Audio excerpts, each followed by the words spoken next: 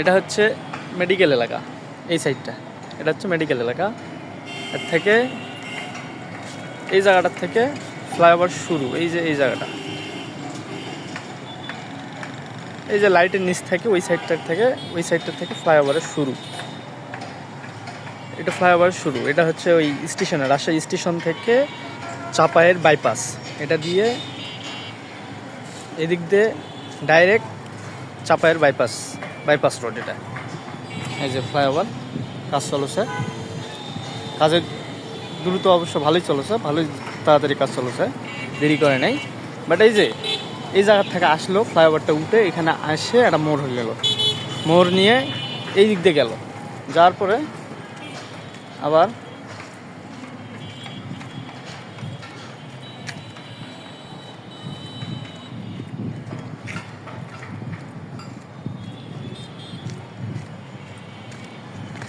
এই যে এই জায়গাতে আসে মোড় নিয়ে, আবার এই যে এই জায়গাতে মোড় হলো। এটা খেলে একটা রেল ক্রসিং আছে, এই রেল ক্রসিং দিয়ে পার হয়ে এই দিক দিয়ে সোজা এই সামনে যায় লাল বিল্ডিংটার কাছে, প্রায় সালাম স্টিল লাল বিল্ডিংটার কাছে এদিক যায়, নামে গেল। প্রায় হয়তো 500 মিটারের মতন হবে মনে হয়। এটাতে সোজা চাপায় যায়, চাপায়ের গাড়ি যায় এটাতে। এই যে এই মোড়টা ফ্লাইওভারও ইনকা মোড় কোনো দিন দেখো নেই। মোড় মেলা ফ্লাইওভার দেখিছো, ঢাকা যাওয়ার সময় অনেক ফ্লাইওভার দেখিছো, বাট ইনকা মোড় দেখো নেই। ফ্লাইওভার দেওয়ার কারণ কি? এটা ফ্লাইওভার দেওয়ার কারণ গাড়ি দ্রুত যাবে, গাড়ির সর্বনিম্ন স্পিড থাকবে 60 থেকে 80, সর্বোচ্চ 100 পর্যন্ত দিবে। এটা হলো নিয়ম। কিন্তু এই মোড়ত কোনো হিসাবে কি গাড়ির স্পিড যাবে 60-এর উপরে? এই মোড়টা কোনো দিন গাড়ির স্পিডে যাওয়া পারবে না। সর্বোচ্চ কত যাওয়া পারবে? এটা 20 স্পিডে মানুষ গাড়িটা নিয়ে যাওয়া পারবে, এর চেয়ে বেশি নেওয়া পারবে না। কিন্তু ফ্লাইওভারের উদ্দেশ্যই একটা গাড়ির স্পিড কমপক্ষে যেন 60-এর উপরে রাখা যায়, 60 থেকে 80-র ভিতরে রাখা যায়, সর্বোচ্চ যেন 100 পর্যন্ত রাখা যায়, কারণ যানজট যেন শহরে না লাগে। কিন্তু মুই যখন ফেব্রুয়ারির মাসে 2024 সালের ফেব্রুয়ারি মাসে 15 তারিখে যখন এটা আইছিল, তার ঠিক 2 মাস পরে না 3 মাস পরে সম্ভবত এই কাজ শুরু হয়েছিল। কিন্তু ওই সময়টা যখন আমি প্রথম এটা আইছিল, তখন এই সময়টা রোডটা অনেক সুন্দর আসলো, ভালো দেখতে, অনেক সুন্দর আসলো, অনেক ভালো আসলো। তো তখন হচ্ছে তেমন ভিড় হতো না, রাস্তার জ্যামজট কিছুই হতো না, জ্যাম ট্যাম কোনো কিছুই নাই। শুধু চাপায়ের গাড়ি আসতো, চাপায়ের গাড়ি আরামে চলে যেত, কোনো ঝামেলা নাই। শুধু এই রেল ক্রসিংয়ের এই জায়গাটা, মানে এই চাপায়ের পুরা হচ্ছে বাইপাসটা, শুধু এই জায়গাতেই একটা রেল ক্রসিং, তাছাড়া আর কোনো রেল ক্রসিং নাই। এই রেল ক্রসিংটা পার হতে ট্রেন যখন আসে তখন হয়তো খালি আটকা লাগে। বাট এটা ঢাকার মতন সিরিয়ালের পর সিরিয়াল কোনো ট্রেন থাকতো না, ঠিক আছে, কোনো বাস থাকতো না।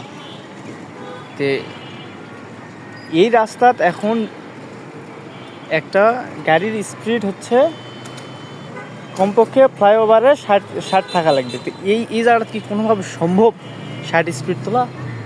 তাহলে এই জায়গাটা ফ্লাইওভার দিয়ে লাভটা কি? এই যে ফ্লাইওভারটা দিল, এতগুলো টাকা খরচ করছে, এই ফ্লাইওভারটা দেওয়ার কারণ কি? এটা কি হচ্ছে শেখ হাসিনা সরকার জানে না এই ফ্লাইওভারটা এটা হচ্ছে? ওই কি জানে না? বা শেখ হাসিনা না জানে, এই এলাকার এমপি জানে না? এমপিও তো বলতে পারে এটা উন্নয়ন প্রকল্প না, এই মেয়রের কাজ, মেয়র না এটা কাজ করছে, কিন্তু এটা তো এমপি জানে নাকি এই রাস্তার কৃষক হচ্ছে কেন দেওয়া হচ্ছে? এই উত্তরটা কি এই এলাকার এমপি জানতো না? এমপি তো জানতো। তোর কালকার প্রশ্ন আসলো যে হচ্ছে শেখ হাসিনা তো একাই সব কিছু আর করে না, শেখ হাসিনা তো একাই দুর্নীতি করে না, শেখ হাসিনা তো একাই গোটা দেশটাকে করতে পারবে না। জুলাই মাসে যখন হচ্ছে ওই পুড়ে গেল, মেট্রো রেলের স্টেশনটা পুড়ে গেল, তখন শেখ হাসিনা কী করলো যে 1 বছর ধরে ট্রেন চলাচল চলবে না, মেট্রো রেল চলবে না। এটা ঠিক করতে অনেকগুলো কত জানি কোটি টাকার কথা বলছে, তো যাই হোক মনে নেই, অনেকগুলো টাকার কথা বলিস। তো তার 7 দিন পরে বা হচ্ছে 15 দিন পরে বা 1 মাসের পরে, সর্বোচ্চ 1 মাসের ভিতরই ওই মেট্রো রেল চলাচল করলো। যখন হচ্ছে ডক্টর ইউনূস আসে ক্ষমতা নিল, তখনই রেল চালু হলো। কিছুদিন পরে ঠিক করার সাথে সাথেই 50 লাখ টাকা না ক লাখ টাকা হচ্ছে দিয়ে খরচ করে রেল চলাচল শুরু করে, সুন্দর চলিচ্ছে, কোনো সমস্যা নেই, কোনো ঝামেলা নেই। এই যে শেখ হাসিনা বলেছিল 1 বছর লাগবে ঠিক করতে, এতগুলো টাকা লাগবে ঠিক করতে, ওই কোন ধারণা থাকে বলেছিল ওটা? ওর কি ন্যূনতম জ্ঞানটাও আসলো না? না কি সমস্যা? না টাকা হলো পাচার করার জন্য হচ্ছে ওই কথা বলেছিল? কোনটা কথা নেই। এই ফ্লাইওভারটা, শুধু এই ফ্লাইওভারটাই নয়, রাজশাহীতে এই ফ্লাইওভারটা নয়, রাজশাহীতে প্রায় এইরকম আরও 5-7টা কাজ চলমান। ওই হলো ফ্লাইওভারগুলো একটাও কাজের নয়, একটাও কাজের নয়, মানে প্রয়োজনই নেই, কোনোভাবেই প্রয়োজন নয়। তারপরে হচ্ছে আজ থেকে আরও 5-7 বছর আগে হয়তো মনে হয় ওই যে রাজশাহী যদি কোনো দিন আসিস বা আইসিস কিনা জানো না, যদি কোনো দিন আসিস ঢুকিস, দেখবি যে ট্রেন হচ্ছে ওই ফ্লাইওভারের নিচ দিয়ে স্টেশন ঢোকে। এক স্টেশন যখন ট্রেন ঢোকে, আমাদের এলাকার ট্রেন আসে, তখন ওই ফ্লাইওভারের নিচ দিয়ে আসেই ঢোকে। তো ওই ফ্লাইওভারটার অনেক কয়বার আমি গেছিও, প্লাস মোর অনেক বন্ধুরাও যায়। তো ওই বন্ধুদের আমি জিজ্ঞেস করেছি, অনেক সময় ওরা রাতেও, ওই মোর বন্ধুগুলো অনেক সময় রাতেও ওরা যায় ছবি টবি তুলে, বাট ওদেরকে জিজ্ঞেস করিস মুই তো নিজে দেখোই নে, প্লাস ওদেরকে জিজ্ঞেস করিস যে আচ্ছা আদৌ কি ওই ফ্লাইওভারটার উপর দিয়ে কোনো গাড়ি যায়? ওই একজনের মুখে এখন পর্যন্ত শোনা পারল না যে একটা ট্রাক বা একটা বাস ওটার উপর দিয়ে গিয়েছে। ওটার উপর দিয়ে শুধু মানুষ বসে থাকে, মোটরসাইকেলে যাওয়া আসা করে, আর হচ্ছে ছবি টবি তুলে, এই ছাড়া ওই ফ্লাইওভারটার কোনো কাজ নাই। তাহলে যে জিনিসটার প্রয়োজন নাই ওই জিনিসটা কেন তৈরি হলো?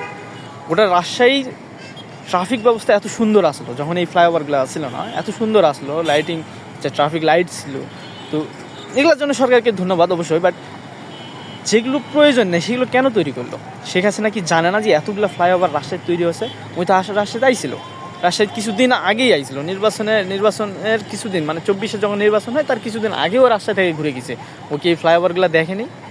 ওই একবার ওর মেয়রকে জিজ্ঞেস করেনি, ওর এমপিকে জিজ্ঞেস করেনি এই যে ফ্লাইওভারগুলো কেন হলো?